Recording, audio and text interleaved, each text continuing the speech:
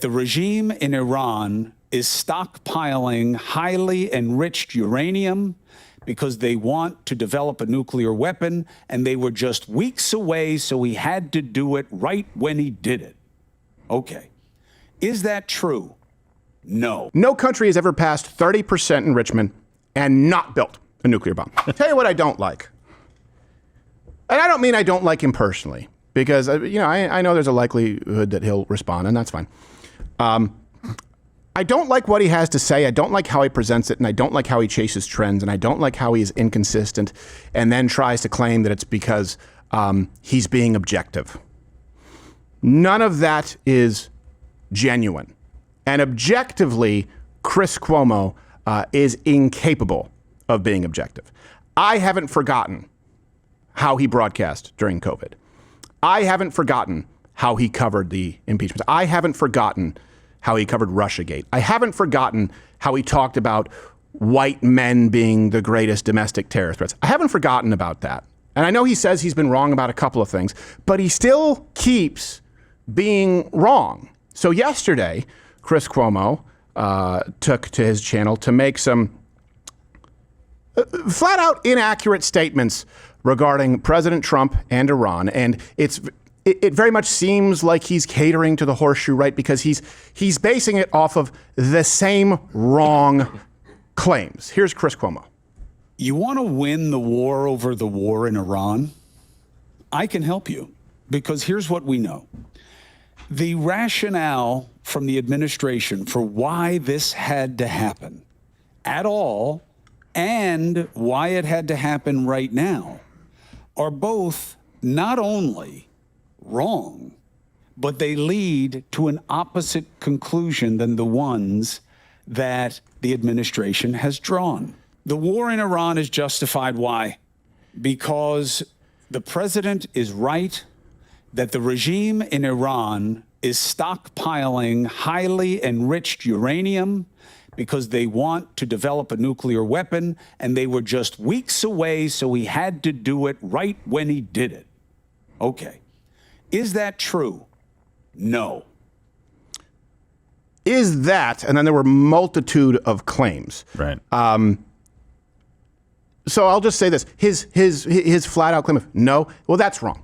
Okay, we'll get to his claims on Iran here in a second. We'll provide you references, but keep in mind, this is also the same guy who claimed that he could dunk on a 10-foot rim and argued with people in the comment sections that this actually was a 10-foot rim. Yeah.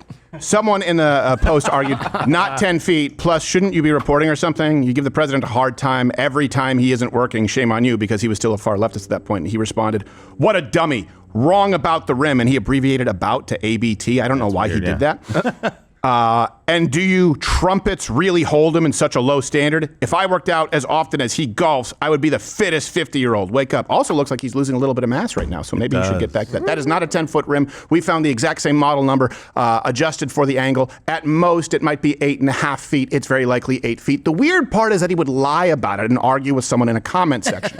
He's the same guy. I want to be really clear before you let him into the fold.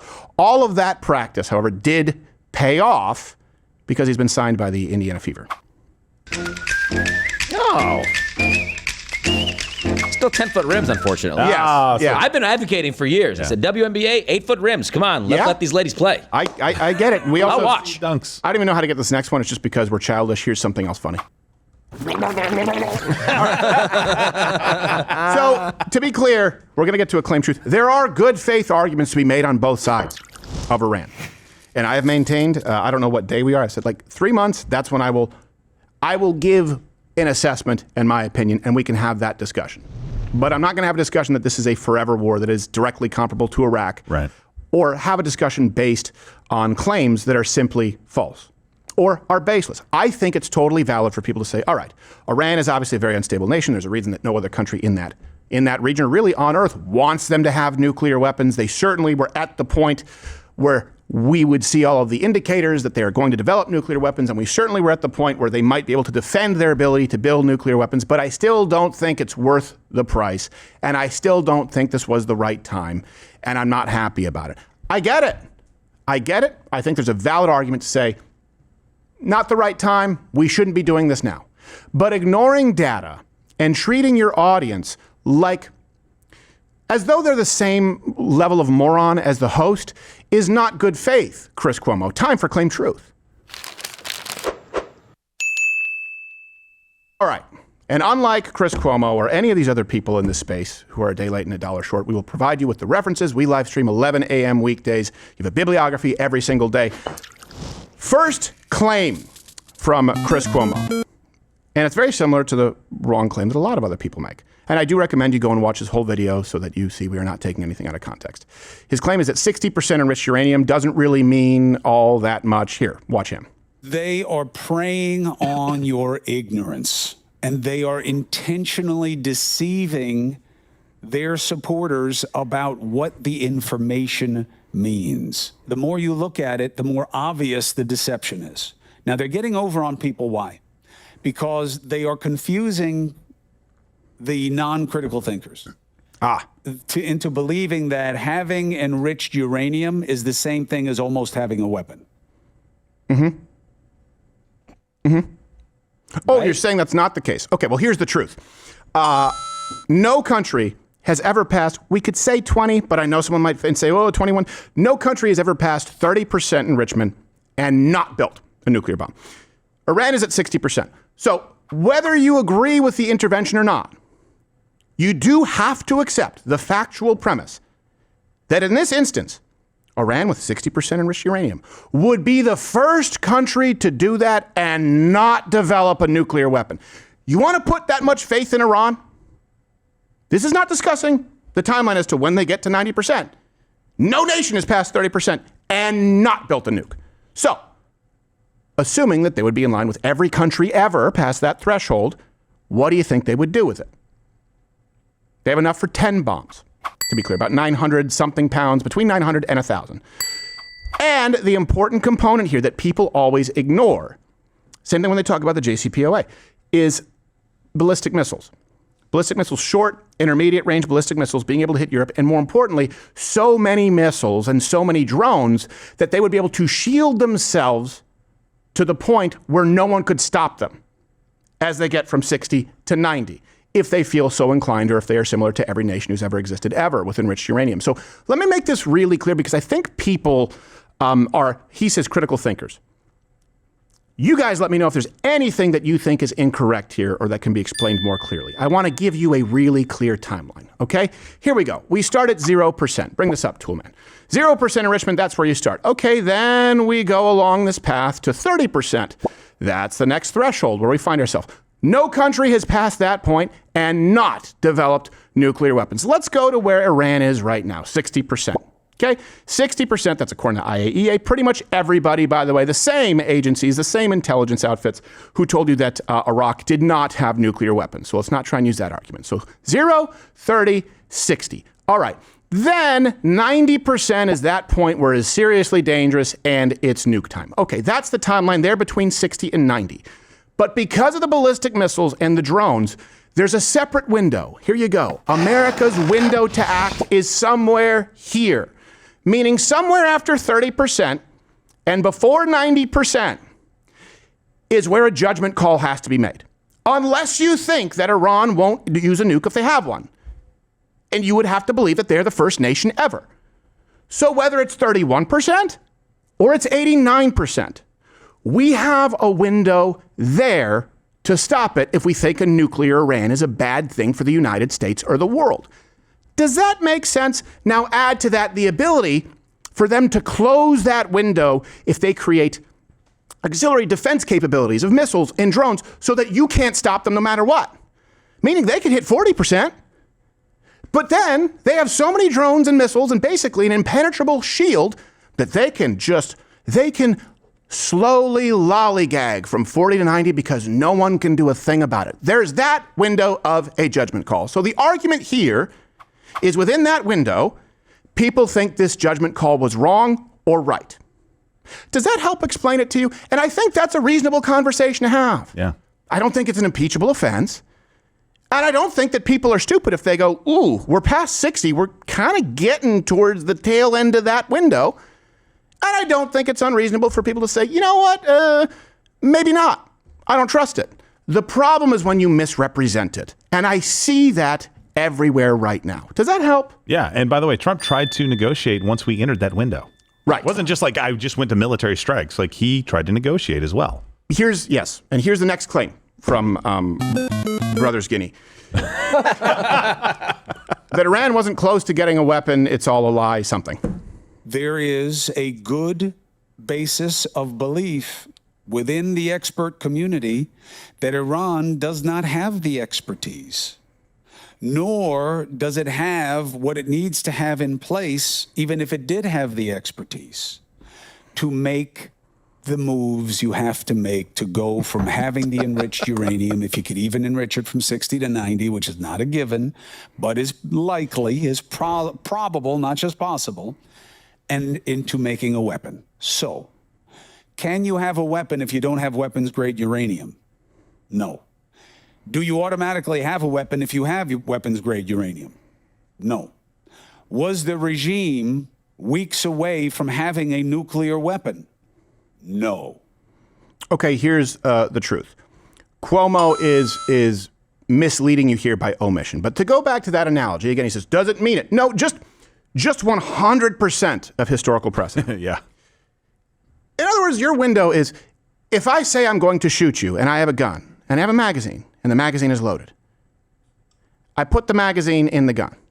Do you have to wait till it's chambered?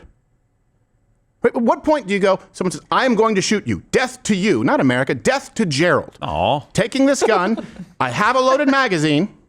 I'm now putting it in the gun. You have a judgment call to make at some point. Historically, the person who says, I'm going to kill you with this gun, and they have a loaded magazine, they always chamber it and shoot you. It never doesn't happen. Here's the other thing. Iran is close to a nuclear weapon, and sometimes people point to, we've been hearing that for years, as though it hasn't been the case in spite of other efforts. What do I mean by that? Allow me to explain. So first off, a physicist, nuclear weapons expert, David Albright, he said that if Iran has 5 to 6 months to build the probability of success grows to 84%. 84%. He outlined this in an article in 24 under the accelerated program. They could build a weapon in 6 months. Same method Pakistan used. Again, historical precedent. Because of Iran's short breakout time, the U.S. would have pretty limited warning that deterrence with force would be the best way to prevent it from taking place. People have been saying this for a long time, like, well, we've been hearing that. They're 2 weeks away. They're 2 months away for a very long time. Yeah. It could still be true. And they didn't get there because of the actions we took, in spite of the fact that they were 2 or 3 months away.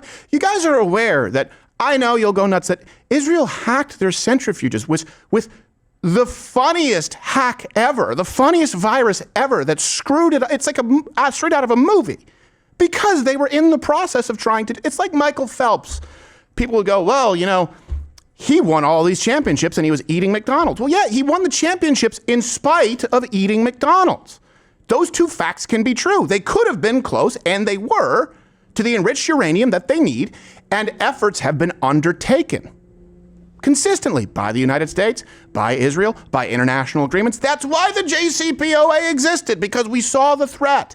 Again, that window is the judgment call. That's the argument that we are having. Not could they, will they? 100% of the time, historically, nations that have crossed 30% develop a nuclear weapon. Now, here's why, if you want to apply pragmatic thinking. People who are getting well past that threshold, there is no need for it for any purpose outside of a nuclear weapon. They also, historically, 100% of the time, have been recruiting, training up people with the expertise and ability to develop a nuclear weapon. It has never not happened. I hope that I've been clear about that. And if you say Iran was going to get a nuke because they would be in line with 100% historical precedent, and I don't care anyway, fine. Just don't say that we don't know they were going to. It would be an outlier. It would be the first time in history that it wouldn't happen. Here's the third claim from Mr. Goomba, that all of this is a political distraction. I don't believe in the loser BB, loser his own people theory. I believe that he was told they could do this. It would be easy. He is not sophisticated. He is not a student of war history. And he likes the idea of an easy win. He thinks that Venezuela is the same as Iran. And he wanted the distraction from what was happening at home. That's what I think. The Epstein thing, not going his way. Affordability, not going his way. Getting things done with or in Congress, not going his way. That's why we're in Iran. Yeah. This is another common trope that people have used. And they use it to say, stay home in midterms, and there's no difference between the right and the left. They say Donald Trump said no new wars, and he betrayed his base. But no, he said no new forever wars. And we are only going to fight wars if we know that we will win, and it will be swift, and it will be violent, and it will be effective. We're not going to find ourselves in another Vietnam or Iraq. Not everything is comparable to Vietnam or Iraq. And it's very, very clear. You may disagree with it. And I disagree with President Trump on a lot. I could say this. His views on abortion, I do not agree with. I have never agreed with. But I voted for him in spite of that because of the alternative. I would not call it a betrayal if Donald Trump said he supports abortion with some limitations that I wouldn't support, because I understand that's his stance. President Trump, here's the truth, has made Iran a focal point, including militarily. For over 45 years, we don't have this kind of a track record from any president on any other singular issue. We have the luxury of him being a celebrity before he ever ran for office. The Iranian situation is a case in point. That they hold our hostages is just absolutely and totally ridiculous. That this country sits back and allows a country such as Iran to hold our hostages, to my way of thinking, is a horror. Obviously, you're advocating that we should have gone in there with troops, etc., and brought our boys out. I absolutely feel that, yes. Oh, that's not applicable. Let's go to 87. Over some of their oil, which is along the sea. How would you do that? Would you send in the Marines? Would you take a chance in a war? Let them have Iran. You take their oil. The next time Iran attacks this country, go in and grab one of their big oil installations. And I mean grab it and keep it. And get back your losses, because this country has lost plenty because of Iran. I will stop Iran from getting nuclear weapons. And we won't be using a man like Secretary Kerry that has absolutely no concept of negotiation.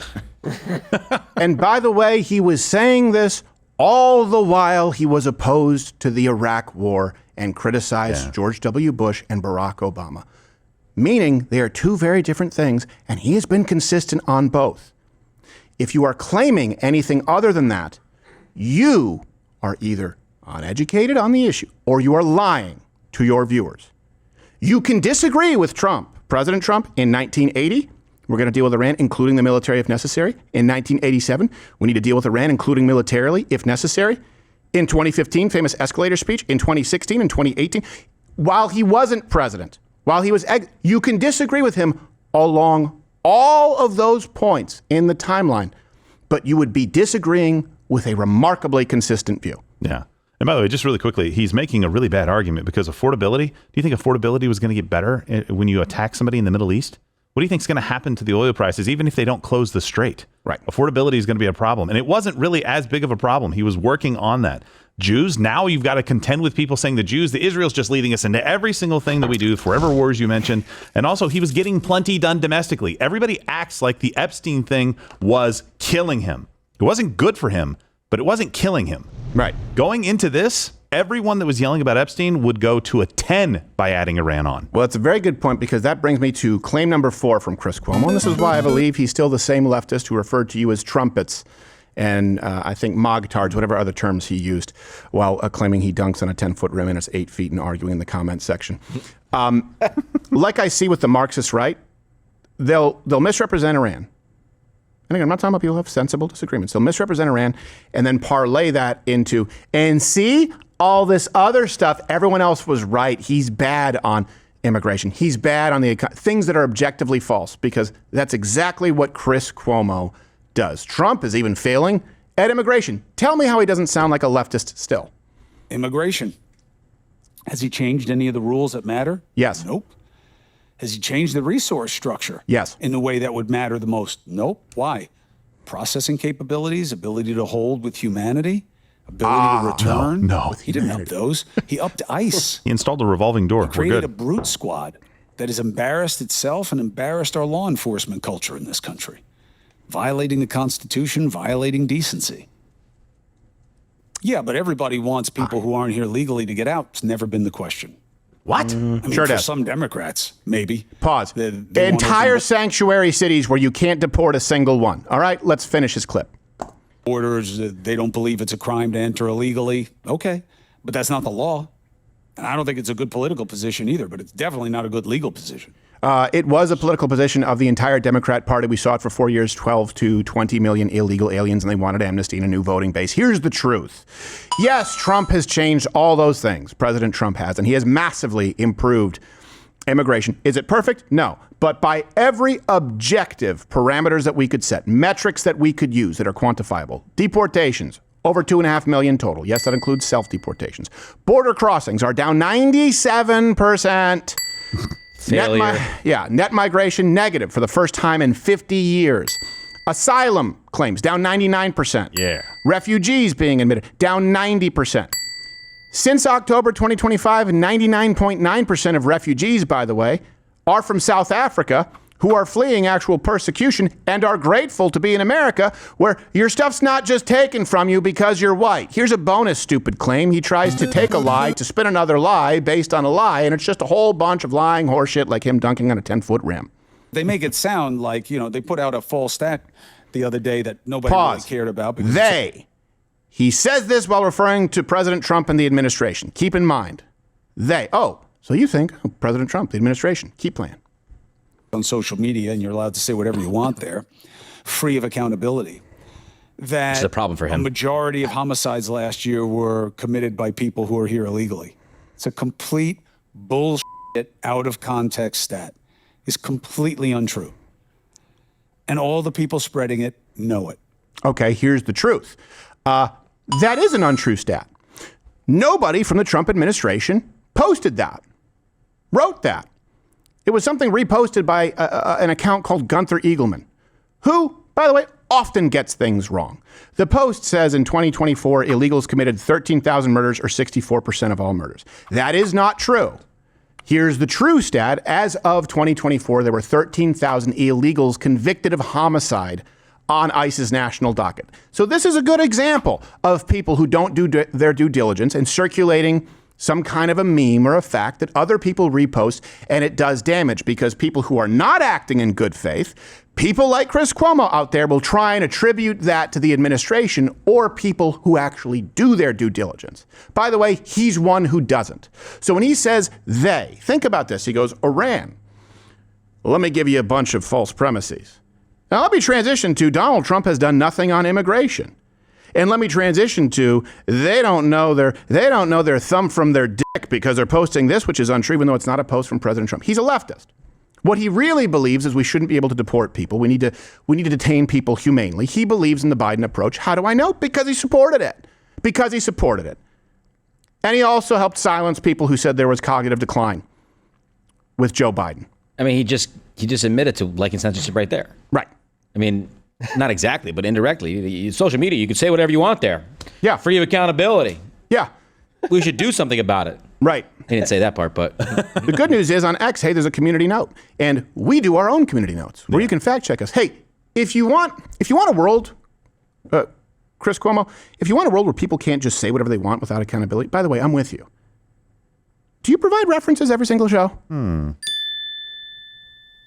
Would you accept the challenge to start doing that? Every single piece of content you put out, every show, you make sure your references are publicly available, meaning with links that people can click. We do. He did a couple of times in there. He said, these people say, or many people are saying in the intelligence, cite one. Yeah. Cite one. Right. Then people would know. I think Donald Trump has improved our immigration policy dramatically. You're still here on YouTube. Remember when we could say whatever we wanted on YouTube and people didn't have to censor out words like gay? See, even that, right? That's not even a swear word. Or the word sex. Even if you're just talking about it, you're not saying anything profane. That's why I live stream on Rumble 5 days a week. Go subscribe over there on Rumble, where you get the live show every single day. If you're still using this archaic form of delivery for information on YouTube. I don't want to judge, but your father hates you.